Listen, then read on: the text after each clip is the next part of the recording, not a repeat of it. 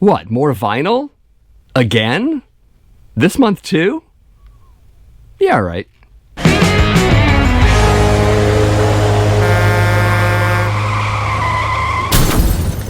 Starting things off with Vicious Rumors. This is their 13th studio album entitled Celebration Decay. Came out in 2020. American metal band. You might know them. They've been around for quite a while. So elements of traditional metal here, but with some power metal and groove metal in the mix. Traditionally, this band is a US power metal band. But like I've said, they've added extra elements in their music in the intervening years. Vocalist Nick Courtney has a lot of style similarity to Jeff Tate, but also Bruce Dickinson. Especially Bruce Dickinson. You can hear at the end of each verse line, or most verse lines, Dickinson has this thing he does where he hits a vibrato on the final syllable of a lot of lines. Nick does that too. So, but hey, if you're going to copy from the best, right? Nice variety of tempos and style change-ups. I think there's a nice variety here. Again, it goes from traditional to power to groove. There's also a little bit of thrash going on here too. There are some music videos available for the title track, as well as Pulse of the Dead and Death Eternal. You should check those out. Title track is certainly one of my favorites, but there are other tracks to check out as well. Any Last Words is pretty great. Cold Blooded, and of course Collision Course Disaster. Great song. There are also some faint hints of early 90s alt metal going on, especially in the track Long Way Home. It's mostly in the vocal melodies. A little bit of early Alice in Chains going on there in that respect, which is interesting, but it does work for the sound quite well.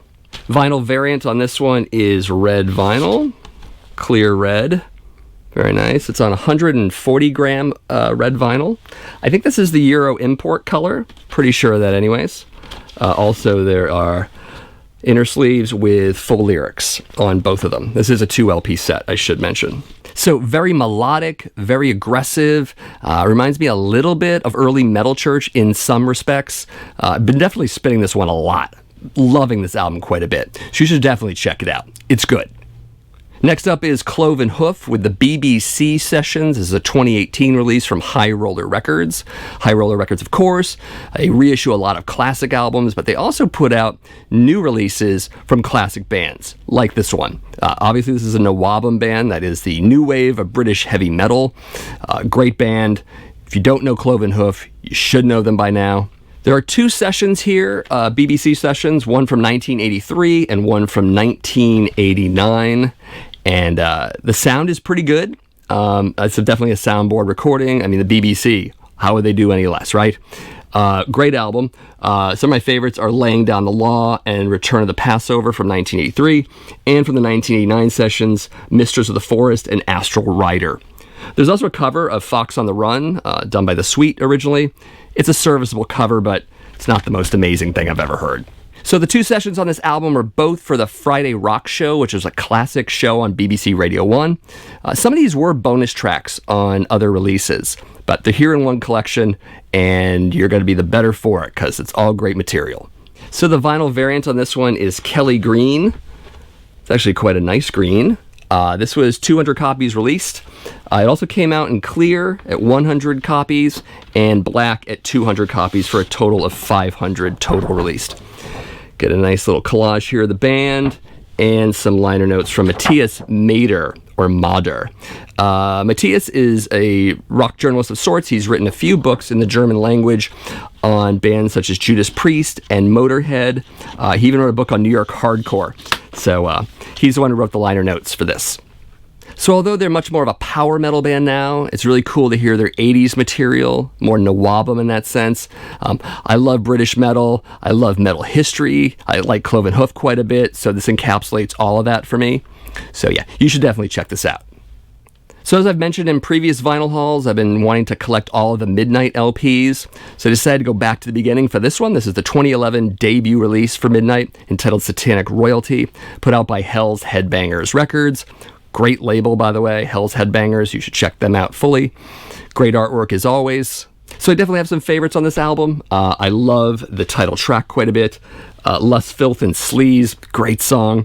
And there's an interesting track at the end called TAP. It is a cover song, and I'll tell you about that in a little bit. It is a bonus track on the vinyl only. So if you need one more reason to buy vinyl, Here's one. The story's interesting. Athanar was in junior high school when he heard this track. It was originally done by a local band. They never really got out of the basement. They were called Black Axe. And he had one of those basement tapes, and he decided to record a version of it himself. So if you think of obscure cover songs, this is probably the most obscure one you're ever going to run into. So there you go. TAP, by the way, stands for a few very nice parts of the female form. You can guess what they are. Vinyl variant for this one is blue vinyl. Nice blue there. Classic labels. 777 of this color were released.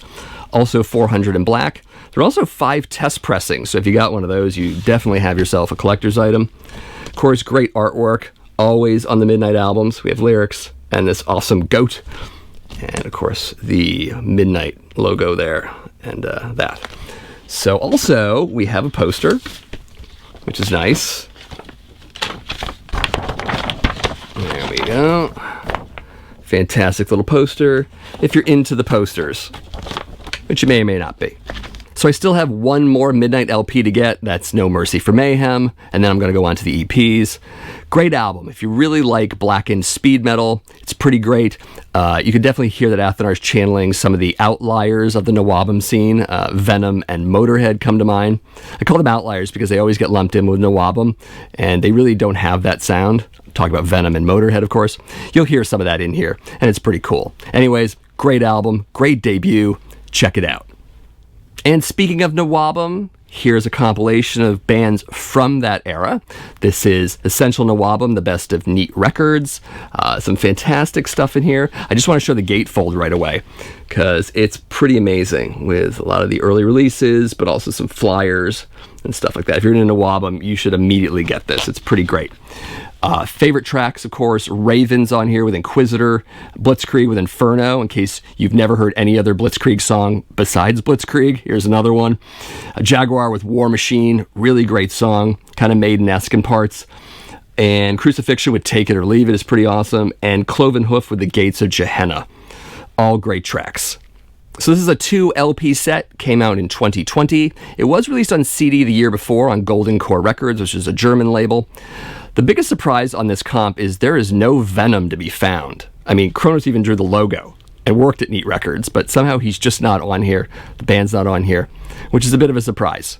Am I disappointed? Not really. I have tons of Venom, but it is interesting that they're not on this.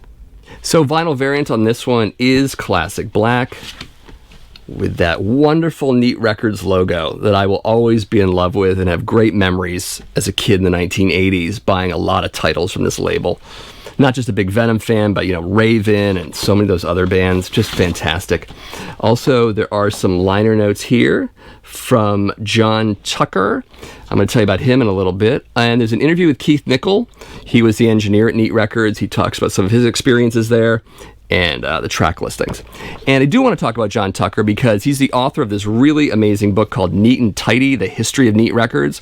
You should get this book if you want to know the history of not only Neat Records, but the new wave of British heavy metal in general.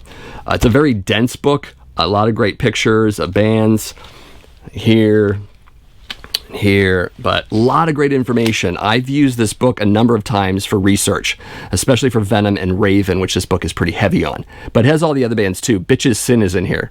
So, you're getting all the good bands and all of the lesser known bands as well. It's a great history. Again, Neat and Tidy, the story of Neat Records.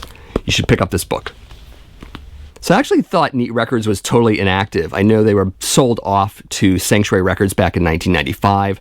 So what's interesting is that this exists. So someone's at least using the name, and the bands are getting out there again, which is nice. So I'm not going to complain.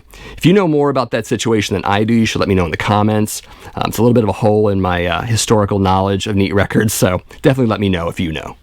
So definitely a great sampling of new wave or British heavy metal bands here. Some of the best of those bands were on Neat Records, so you should definitely check this out.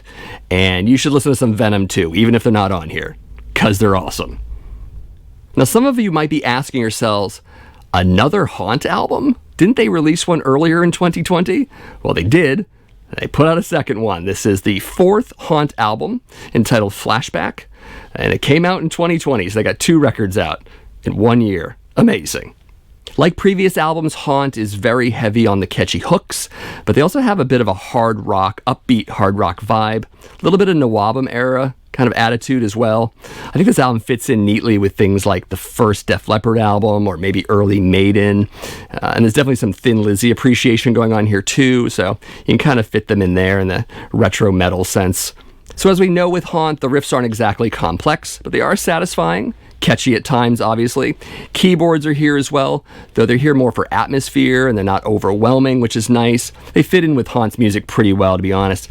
They are most prominent on the track Figure in a Painting, but they also work there too, so all is well. So vinyl variant for this one is beer vinyl. Many people's favorite beverage. Mine is whiskey, but anyways. Cool labels. They match the jacket pretty well. Beer and Cyan are sold out according to their Bandcamp page, but they still have Classic Black. You should definitely check into that. Also, an insert here with matching art as well as the lyrics. What's interesting about this particular insert, there are other inserts with this thick plasticky stuff. I mean, you could shake it and make a ton of noise. This is paper. So I don't know why they made that decision. I kind of like the weird, thick, plasticky one. But, you know, it's not the biggest of deal. It's a good album. What am I complaining about? So favorites on this record, definitely Electrified. I think that's really one of the standout tracks here. Also, One with the Universe is pretty great. Again, another catchy album from Haunt. If you liked Mind Freeze, which came out earlier in the year, you're going to like Flashback too. So definitely, there it is. Next up is the latest album from Onslaught. This is Generation Antichrist. Everyone knows this record's been out for a little while now. I'm just getting it because the mail is slow, and I had to wait. Now, this is also a European import, so I had to wait a little bit longer than that. But here it is, and I finally get to talk about it. So, classic British thrash metal band. You should know Onslaught by now. This album does mark the departure of Cy Keeler on vocals. We now have Dave Garnett, who is also the singer for Bull Riff Stampede. I have no idea what a bull riff is. Dave, if you're watching, please tell me, because I just don't know. But he's in that band. He sounds great on this record. Fantastic vocalist. He fits in with the Onslaught guys pretty well, and he does the tracks justice. Of course, I have a crap ton of favorites on this. Yes, a crap ton. Strike Fast, Strike Hard. Amazing song. I would have rather that song open the album instead of Rise to Power. Rise to Power is good, but man, that other song is great. The gang vocals in the chorus, I dare you not to sing along with them, because awesome. Other great songs on here too. The title track is pretty great, and I do like the ender, Perfect Day to Die as well. So I should say there's definitely some Slayer worship going on here and there. I think it's mostly with the guitars, in the way the two guitars interact with each other, but also some of the single note picking, a la Kerry King. It's not overwhelming. This is still an Onslaught album, but you're going to hear that Slayer here and there. Just telling you, it's going to be there. But I dig it, because Slayer, right? So vinyl variant in my copy is silver. Came in 400 copies. There's also red, black splatter, red, orange splatter, and red, and those were 100 copies released. I still like the silver, though. It's nice. Also, gatefold with the record. Got the full lyrics. Love the artwork. It's pretty great. Yeah. What can I say about this record? There are a couple of music videos from this album you should check out if you want to hear the album. Religious Suicide is one of them, and Bow Down to the Clowns is the other one. I also forgot to mention All Seeing Eye is an amazing track. That's another one I would recommend. I don't know why I didn't recommend it before, but there it is. So very impressed with this album. I play this a lot. And it's quite possible that you might see this album on a certain end-of-year video I usually do. A top 10 of sorts. That might happen. Just have to wait till December to find out. So yeah, I have no idea why it took me this long to buy this record. This is Warbringer with Weapons of Tomorrow. This is the 6th studio album for this American thrash band. So decent album with some clear Testament influence here. You can hear it in the solos and some of the riffage. Also, this album is a little bit more raw, more aggressive than Testament, also a bit faster at times. So they are their own band. I don't want to overstate the influence too much, but you can hear it, especially in the guitars. So some standard thrash metal vocals here. On this release, though, he goes a little bit more into black metal styles, kind of back and forth a little bit. Not too much with the black metal singing, but it's there.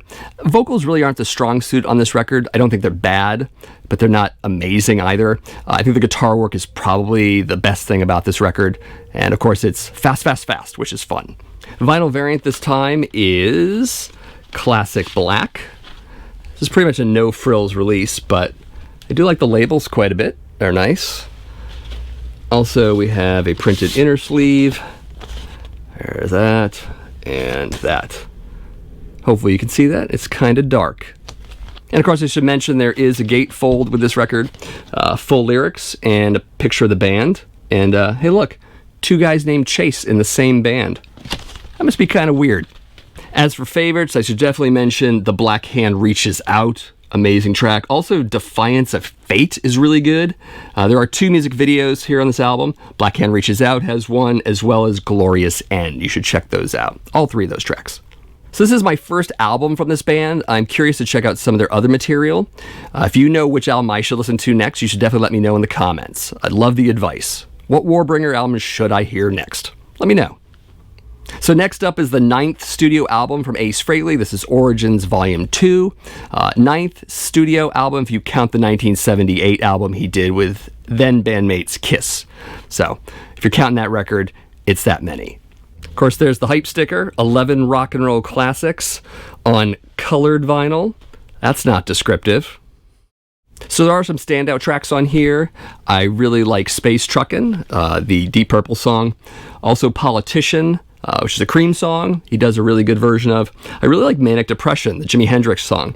I think he does a really decent version. Those are the standouts for me. I think She, the Kiss song, is serviceable. It's good. It's nice to hear him again, of course. But there are some cringers here on it as well. They open with Good Times, Bad Times, the Zeppelin cover, and man, that's just not good. Also, Lola, the Kinks song, is unbearable. Other stuff is serviceable on here, but yeah, just not a lot of standouts other than the ones I pointed out. Yeah, great artwork though. So Ace's voice is pretty decent. It sounds consistent in terms of how it sounded decades ago. I think Ace has maintained his voice. He doesn't have the greatest voice. Even Ace knows that. He's not a great singer, but he's consistent, which is nice.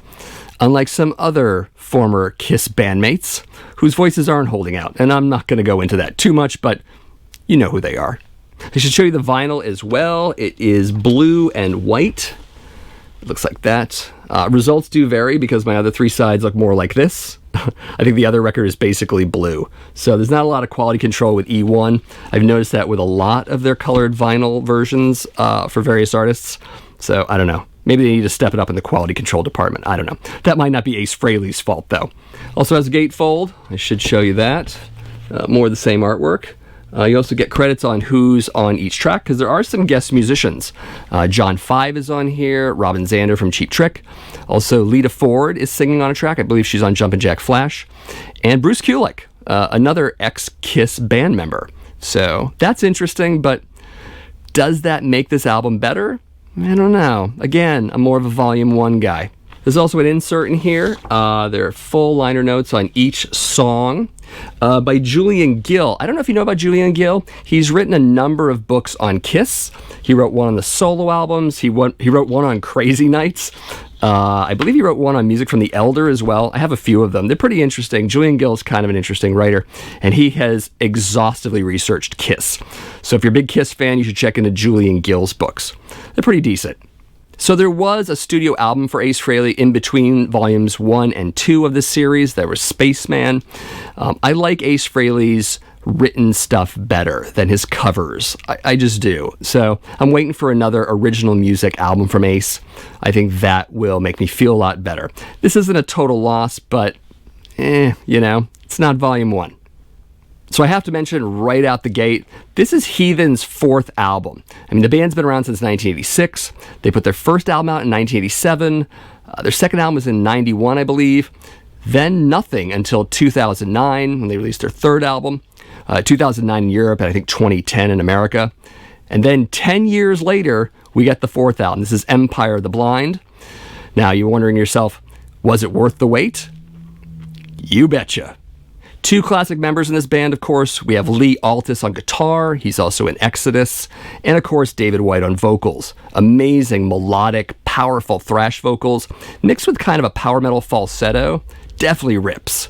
Also a lot of catchy choruses in almost every song. They'll definitely get stuck in your head. And the lead guitar work is astounding. Definitely first-class job all around on this one. So front, back, and insert artwork are by Travis Smith. You might know that name. I've mentioned him in previous videos. He's done a lot of album covers for metal bands over the years, such as ones for Death, Opeth, Overkill, Catatonia, many others. Highly talented guy, amazing work. If you're not familiar with him, you should Google, find his stuff. It's really this great. The vinyl variant I got for this one is a wonderful red with black splatter. Just amazing. Amazing record. Totally. Love the labels as well. There's also a red-orange splatter version that came out.